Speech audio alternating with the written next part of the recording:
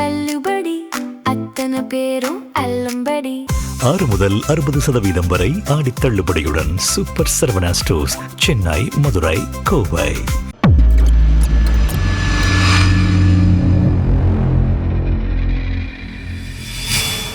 Opinion Tamil பார்வையாளர் அனைவருக்கும் வணக்கம். இன்றைய நேர்காணலில் நம்மோடு இணைந்திருப்பவர் திராவிட இயக்க தமிழர் பேரவையின் மாநில துணை பொதுச் செயலாளர், திமுக வழக்கறிஞர் திரு வைரமுத்து அவர்கள். சார் வணக்கம். வணக்கம். பழனி கோயிலுக்கு சொந்தமான 100 கோடி ரூபாய் சொத்தை 2 கோடிக்கு தாரை வார்த்திருக்கிறது தாவேக அரசு அப்படின்ற குற்றச்சாட்டு பூதாகரமாக தற்போது அந்த செய்தி என்பது விரிவடைந்திருக்கு அப்படின்றத பார்க்க முடியுது. ஏற்கனவே கோர்ட்டு தான் இத பத்திரப்பதிவை ரத்து பண்ணாங்க, தாவேக அரசு ரத்து பண்ணவே இல்லை. இப்போ மீண்டும் சார்பதிவாளர், இந்த வழக்கில் குற்றம் சாட்டிய தாவேக அரசு குற்றம் சாட்டிய சார்பதிவாளர் முன்ஜாமீன் கேட்டு ஒரு வழக்கை தாக்கல் பண்ணுகிறார். இந்த வழக்கை விசாரித்ததுல சார்பதிவாளர் கொடுத்த அந்த வாக்குமூலம் என்பது பகீர் தகவலாக இருக்கிறது. கோர்ட்ல என்ன நடந்துச்சு, நீதிபதி என்ன சொன்னாங்க, கொஞ்சம் விரிவா சொல்லுங்க.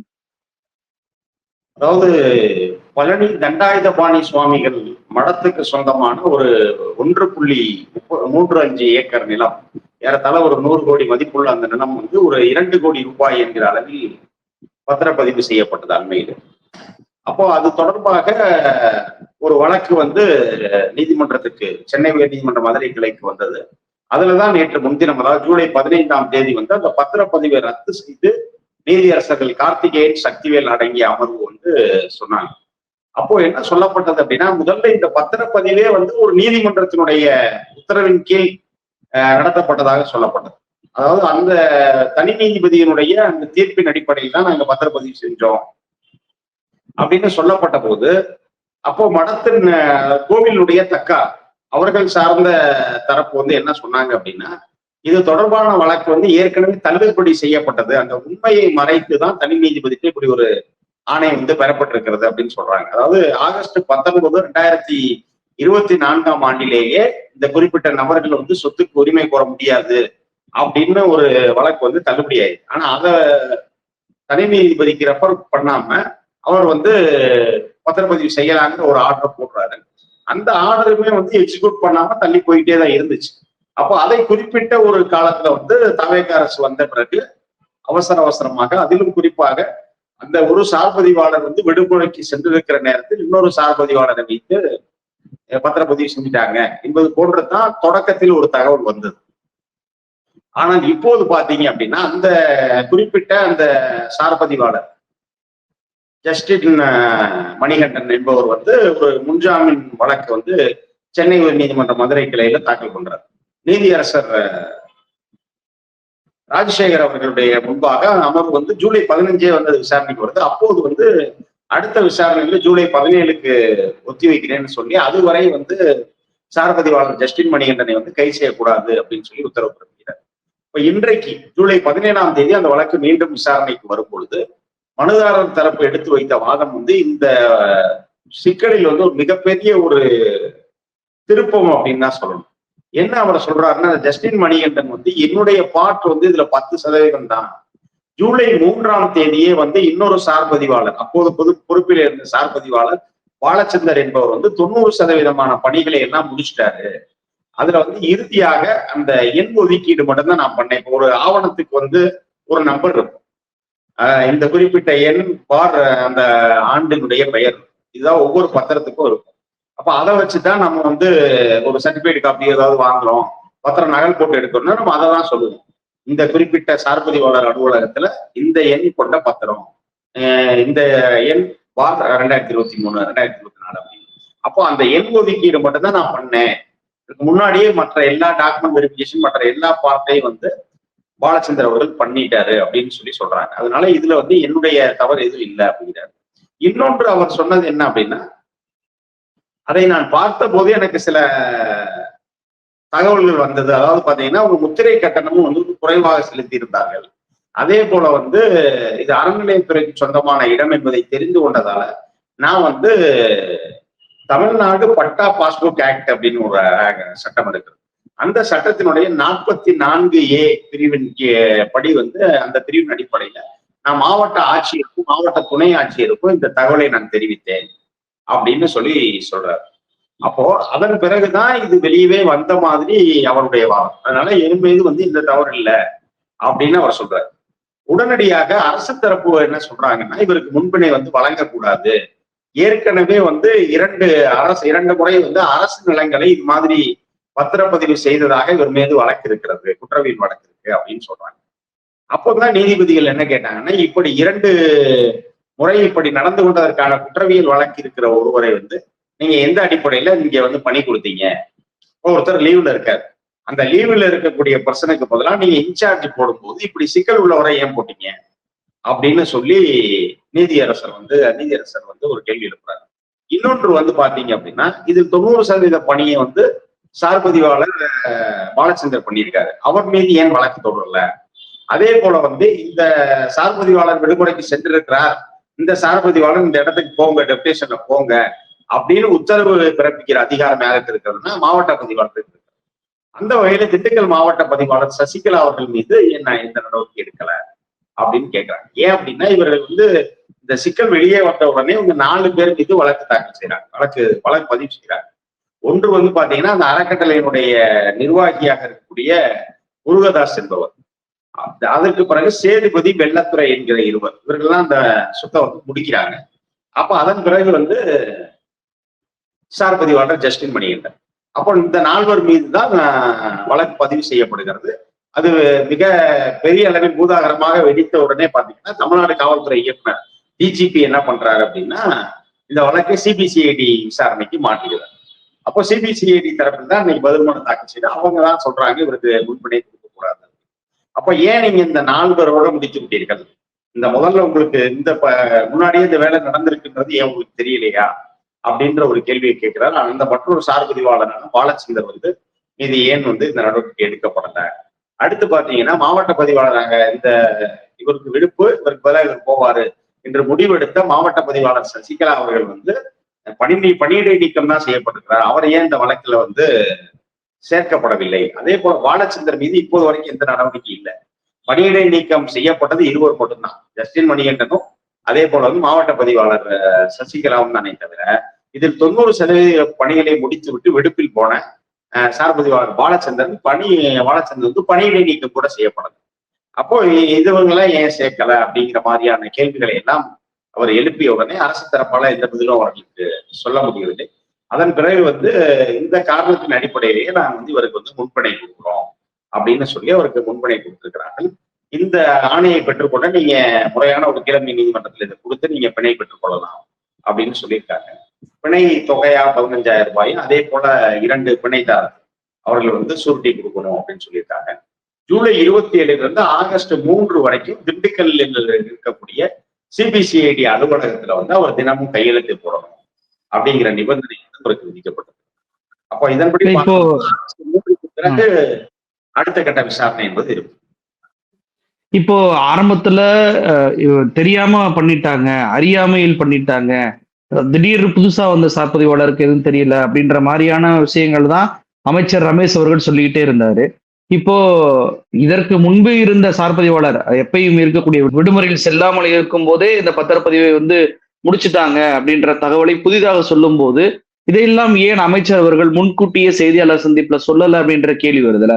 இது போக நீங்க சொன்னீங்க மாவட்ட பதிவாளர் மீது நடவடிக்கை எடுக்கணும்னு சொல்லிட்டு, இதுலயுமே பாத்தீங்கன்னா இந்த விடுமுறையில் போகக்கூடிய பதிவாளருக்கு பக்கத்து ஊரில் இருக்கக்கூடிய சார்பதிவாளர்களை கொண்டு வராம கொடைக்கானலில் இருக்கக்கூடிய சார்பதிவாளரை கொண்டு வந்திருக்கிறாங்கன்ற குற்றச்சாட்டை திமுக வச்சிருக்கிறாங்க. அதுவும் இவர் வந்து பத்திரம் பதியக்கூடிய சார்பதிவாளர் இல்ல, இவர் வந்து வேற ஒரு சிற்பண்டுகள் இது போன்ற விஷயங்களை செய்யக்கூடிய ஒரு சார்பதிவாளர் அப்படின்ற தகவலையும் திமுக தரப்பு வந்து சொல்லியிருக்கிறாங்க. இப்போ பத்திரத்தை எழுதி கொடுத்தவர்களும் சரி, வாங்கியவர்களும் சரி, எல்லோருமே தலைமறைவு. இந்த வழக்குல அரசுக்கு ஏதேனும் தொடர்பு இருக்கிறதா அப்படின்ற சந்தேகத்தை எல்லோரும் முன்வைக்கிறாங்க. நீங்க எப்படி பாக்குறீங்க இந்த தலைமறைவு? அதே போல ஆரம்பத்துல வந்து ஒரு சாதி பதிவாளர்கிட்ட மட்டும் சொல்லிட்டு இப்போ இன்னொரு சார்பதிவாளரும் மிஸ்டேக் பண்ணியிருக்கிறார் என்ற தகவல் வெளியே வர்றது, இதெல்லாம் எப்படி புரிந்து கொள்வது? இல்ல, இது கண்டிப்பாக இது வந்து அரசு தரப்பினுடைய ஒரு இன்வால்மெண்ட், அவர்களுடைய ஈடுபாடு இல்லாம இதை வந்து செய்திருக்க முடியாது. ஏன் அப்படின்னா, இப்போ இதற்கு முன்பாக ஒரு குறிப்பிட்ட பணிகளை எல்லாம் ஒருத்தர் செஞ்சுட்டு அவர் விடுமுறையில போறாரு. இவரை கூப்பிட்டு வந்து அந்த வேலையை முடிக்க சொல்லி கணக்கு கட்டுறாங்க. அப்போ ஒருவேளை சிக்கல் இருந்தால் இவரோடு அதை முடிச்சுக்கலாம் அப்படின்னு எதுவும் நினைத்திருக்கிறார்களா என்பது தெரியவில்லை. ஒன்று. இன்னொன்று பாத்தீங்க அப்படின்னா இன்றைய தினம் அந்த பொதுவாக ஒரு இடத்தை பதியும் போது அந்த இடத்துல ஆள் நின்று போட்டோலாம் எடுப்பாங்க. அதெல்லாம் பாத்தீங்க அப்படின்னா இந்த 2 crore ஒர்த்தா இருக்க மாதிரியே அந்த இவர் இல்லை, வாங்குறவர் இல்லை. அது போன்ற ஒரு நிலைதான் இருக்கிறது. அப்போ இதுக்கு பின்னணியில உண்மையிலே இருக்கிறவங்க யாரு? அப்போ அந்த பின்னணியில் இருக்கிற நபர்கள் வெளியே வர விடாம இல்ல அவங்க பற்றிய செய்திகளை வெளியே வர விடாமல் தடுப்பதற்காக சார்பதிவாளர் ஜஸ்டின் மணிகண்டன் அவர்கள் பலிகடா ஆக்கப்படுகிறாரா அப்படிங்கிற ஒரு கேள்வி நியாயமான கேள்வி.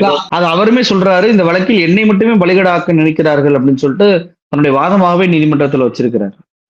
ஏன்னா இதுல இன்னொரு இதையும் சொல்றாங்க, இவர் மீது ஏற்கனவே அரசு சொத்தை இப்படி பதிவு செய்து கொடுத்ததா 2 குற்றவியல் வழக்கு இருக்கின்றாங்க. அப்போ ஏற்கனவே இப்படி ஒரு வழக்கு இருக்கிற ஒரு நபரை தேர்ந்தெடுத்து எடுத்து அவர் மூலமா இதை பண்ணிட்டு நாளைக்கு சிக்கல் வந்தா பழியை அவர் மேல போட்டு இதை மொத்தமா முடிச்சிடலாம், இதுக்கு பின்னணியில இருக்க யாருமே வெளியே அவர்கள் பற்றிய தகவல் வராமலே போய்விடும் என்கிற எண்ணத்தில் இதை செய்தார்களா அப்படிங்கிற ஒரு மிகப்பெரிய கேள்வி இருக்கிறது. ஏன் அப்படின்னா நீங்க ஏற்கனவே ஒரு இது இருக்கு.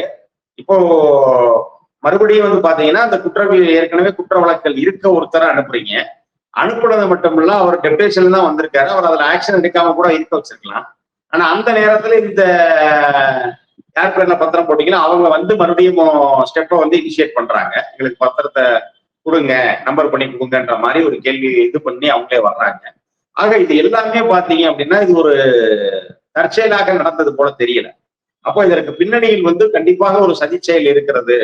இன்னும் சொல்ல போனால் ஒரு கூட்டுச்சதி இருப்பதுதான் தெரியுது. ஏன் அப்படின்னா இதுல மாவட்ட பதிவாளர் தேர்ந்தெடுத்து பக்கத்துல இப்போ திண்டுக்கல் இருக்கு, பழனி என்ன இருக்குன்னா அந்த பழனிக்கு பக்கத்திலேயே கீரனூர்ல சார் பதிவாளர் அலுவலகம் இருக்கு.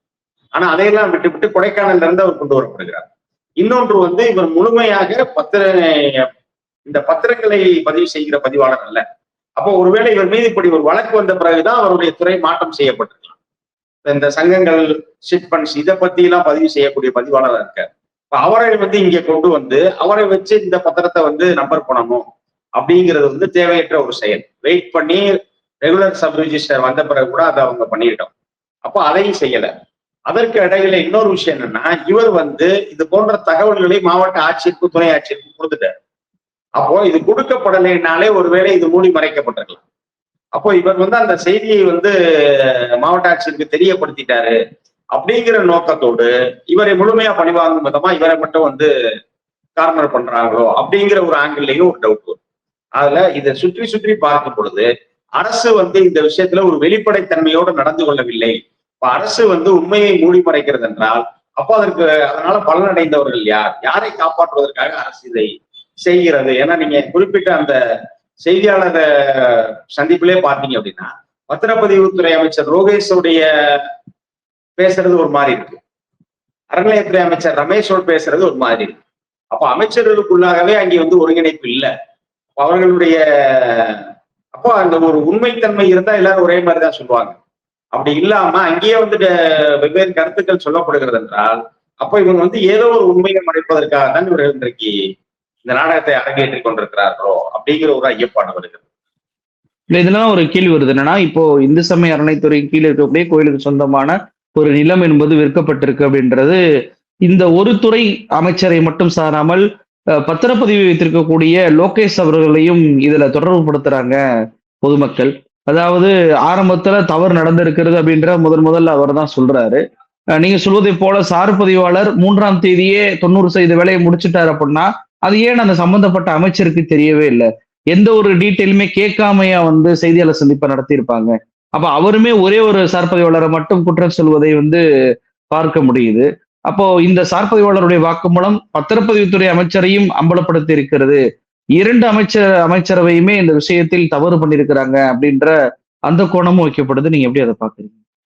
இல்ல கண்டிப்பாக. ஏன்னா இதுல என்னன்னா இன்றைக்கு ஜஸ்டின் மணிகண்டன் அவர்கள் சொல்லுவது வரைக்கும் இது 3ஆம் தேதியே இதில் 90 கட்ட பணிகள் முடிந்து விட்டது, அப்போ அதை செஞ்சவர் எல்லாமே வாழச்சந்தர் அப்படிங்கிற விஷயம் இதற்கு முன்பாக எங்கேயுமே வரல. முழுக்க ஜஸ்டின் மணிகண்டன் அவர்களை குற்றம் சுமத்துவது போலதான் ஊடகங்களிலேயோ இல்ல எல்லாத்திலுமே செய்திகள் வந்துச்சு. ஆனா இன்றைக்கு அவர் நீதிமன்றத்தில் வாய் திறந்த பிறகுதான் தெரியுது இப்படி பின்னாடி இன்னொரு கேரக்டர் இருக்காரு அவர் வந்து இப்படி எல்லா வேலையும் முடிச்சுட்டு தான் அவர் லீவ்ல போனாரு. அப்ப முன்னாடி நமக்கு தெரிஞ்ச விஷயம் என்ன, ஒருத்தர் லீவ்ல போயிட்டாரு, இன்னொருத்தரை வச்சு பத்திரப்பதிவு பண்ணியிருக்காங்க அப்படிங்கிற வகையில் தான் செய்திகள் பரப்பப்பட்டது. ஆனா இதுல ஒரு மிகப்பெரிய ட்விஸ்ட் அப்படிங்கிறது வந்து, அவரே வந்து முன்னாள் இருந்த பாலச்சந்தர் எல்லா வேலையும் செஞ்சிருக்காரு, இவர் லாஸ்டா வந்து ஃபைனல் பண்ணியிருக்காரு அப்படிங்கிற ஒரு நிலை என்பது இன்றைக்கு இவர் சொன்ன பிறகுதான் தெரியுது. ஆனா இது நம்மை போன்றவர்களுக்கு சரி, ஆனால் அமைச்சருக்கு கண்டிப்பாக இது தெரிந்திருக்க வேண்டும். ஒரு சிக்கல் வந்த பிறகாவது அதனுடைய முழுமையான ஒரு உண்மை என்னங்கிறத அவர் விசாரிச்சிருக்கணும். விசாரித்த பிறகுதான் அவர்கள் செய்தியாளர்கள் சந்திப்பை நடத்தி இருக்க வேண்டும். அப்போ இது அமைச்சருக்கும் தெரிந்து அவர் மறைக்கிறாரா? அதே போல வந்து அறநிலையத்துறை அமைச்சரும் வந்து இது எப்படி இதுல வந்து கவனத்துல இல்லாம இருந்தாங்க. அப்போ இது வந்து வேறு அமைச்சர்கள் மட்டத்தையும் தாண்டி இதில் வேறு யாரும் சம்பந்தப்பட்டிருக்கிறார்களா? அப்ப அதனாலதான் அமைச்சர்களே வந்து வேற வழி இல்லாமல் இதை வந்து ஏதோ சமாளிக்கணும் அப்படிங்கிறதுக்காக பேசுறாங்களா என்றெல்லாம் நாம் சிந்திக்க வேண்டியிருக்கிறது. அதைத்தான் இன்றைக்கு நீதியரசரும் சொல்லியிருக்கிறார்.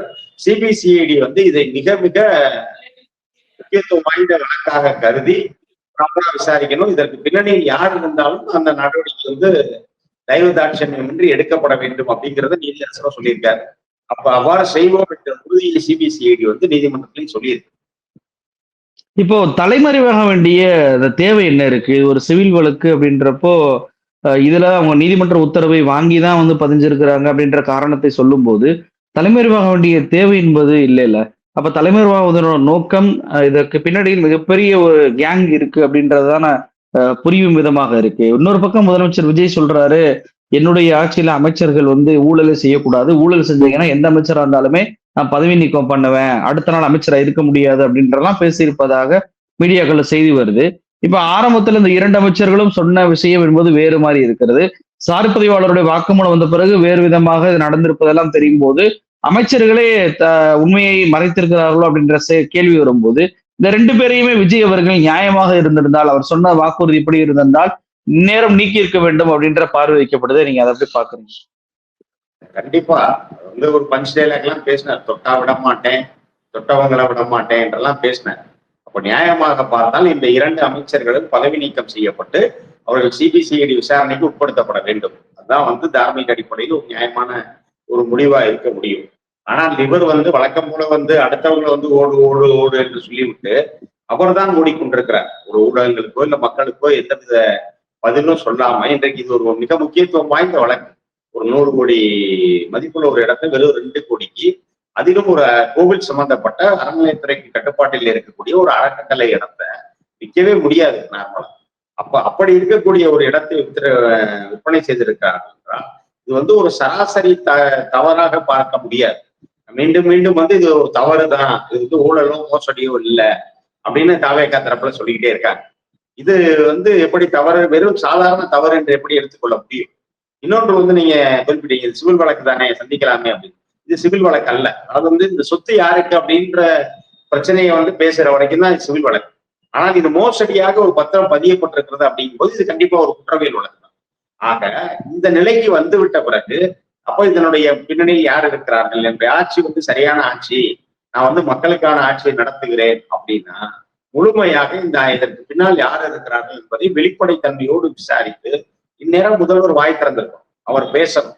இப்போ இந்த மாதிரி சிக்கல்கள் எல்லாம் எழுந்திருக்கிறது, இதுதான் பிரச்சனை, இப்ப நடவடிக்கை எடுத்துட்டு இருக்காங்க சிபிசிஐடியில அப்படிங்கிற ஒரு விளக்கத்தை அவர் கொடுக்கணும். இல்லை இந்த பிரச்சனை முடிகிற வரைக்கும் நான் வந்து 2 அமைச்சர்களையும் வந்து நான் பதவி விலக சொல்லியிருக்கேன், விசாரணைக்கு பிறகு அவர்கள் குற்றமற்றவர்கள் தான் அவர்கள் அமைச்சர்கள் மீண்டும் சேர்த்துக் கொள்ளப்படுவார்கள் அப்படிங்கிற ஒரு வகையில் வந்து அவர் வந்து செய்யணும். இது எதுவும் நடக்காத பட்சத்தில் இப்ப வந்து அறநிலையத்துறையை ஒரு பார்ட்டி ஆக்குறாங்க, அறநிலையத்துறையிட்ட கேட்கிறாங்க, பதிவுத்துறையிட்ட கேட்கிறாங்கன்னா இப்ப அமைச்சர்கள் இப்படி இருக்கிற போது அந்த அதன் கீழ் உள்ள அதிகாரிகள் எப்படி அவர்களுக்கு எதிராக பேசுவாங்க? அவர்கள் சொல்வதைத்தான் அதிகாரிகள் பேச முடியும். ஆக இதில் வந்து விசாரணை வந்து மிக வெளிப்படைத்தன்மையோடு உண்மையான குற்றவாளிகள் வெளியே அதாவது கண்டுபிடிக்கப்பட வேண்டும் என்கிற ஒரு நோக்கத்தோடு இந்த விசாரணை நடைபெற வேண்டுமானால் இதற்கு இந்த 2 அமைச்சர்களும் தங்கள் பதவியிலிருந்து விலகி கொண்டு வழிவிட்டால் மட்டும்தான் இந்த விசாரணை வந்து நேர்மையானதாக நடக்கும். நிகழ்ச்சிகளை கொண்டு பல்வேறு தகவல்கள் நேற்று பகிர்ந்துட்டீங்க, ரொம்ப நன்றி. வாய்ப்புக்கு நன்றி, வணக்கம்.